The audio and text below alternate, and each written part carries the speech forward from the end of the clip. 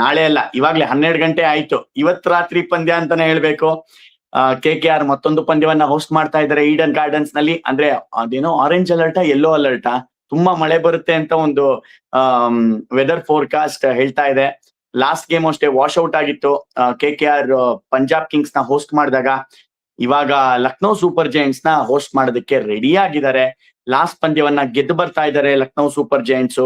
ಇನ್ನು ಮೊದಲ ಗೆಲುವಿನ ಖಾತೆಯನ್ನು ಓಪನ್ ಮಾಡೋದಕ್ಕೆ ಕಾಯ್ತಾ ಇದ್ದಾರೆ Kolkata night Riders. Quick couple of points Shashank. ಒಂದು ಕಡೆ ರೈನ್ ಥ್ರೆಟ್, ಎರಡನೇ ಕಡೆ ಕಲೆಕ್ಟಿವ್ ಬ್ಯಾಟಿಂಗ್ ಫೇಲ್ಯೂರ್ KKR. ಇನ್ನ ಅವ್ರು ಕೂಡ ಆ ಒಂದು ಟೀಮ್ ನ ಸಾರ್ಟ್ ಔಟ್ ಮಾಡಿ ಯಾವ ಪ್ಲೇಯಿಂಗ್ ಲೆವೆನ್ ಅನ್ನು ತರಬೇಕು, ಯಾರ್ ಬೌಲರ್ಸ್ ಆಡಿಸ್ಬೇಕು ಅನ್ನೋದು ಗೊಂದಲದಲ್ಲಿದ್ದಾರೆ.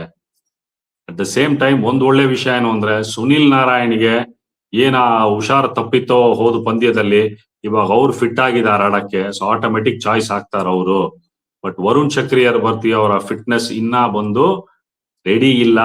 ಬಹುಶಃ 95% ಅವ್ರು ಬಂದು LSG ಮೇಲೆ ಆಡಲ್ಲ ಅಂತ ಹೇಳ್ತಾ ಇದ್ದಾರೆ. ದೊಡ್ಡ ಮಾತು ಯಾವಾಗಲೂ ನಡೆಯೋದು ಅದೇ 25.2 ಕೋಟಿ ಬಗ್ಗೆನೆ. ಕ್ಯಾಮರೂನ್ ಗ್ರೀನ್ ಹೋದ್ ಮ್ಯಾಚ್ ಅಲ್ಲಿ ನಡೆದಿದ್ದೇ 4 ಓವರ್, ಅದಾದ್ಮೇಲೆ ಮಳೆ ಬಂದ್ ಮ್ಯಾಚ್ ನಿಂತೋಯ್ತು.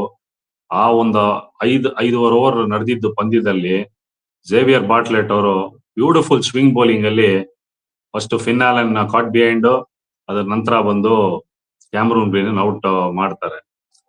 ಸೊ ಕಾನ್ಫಿಡೆನ್ಸ್ ಯಾವ ತರ ಇರತ್ತೆ ಕ್ಯಾಮರೂನ್ ಗ್ರೀನ್ದು. ಆ ಪಟ್ಟ, ಆ ಕಿರೀಟ ಅಷ್ಟು ಸುಲಭವಾಗಿ ಹೋಗಲ್ಲ.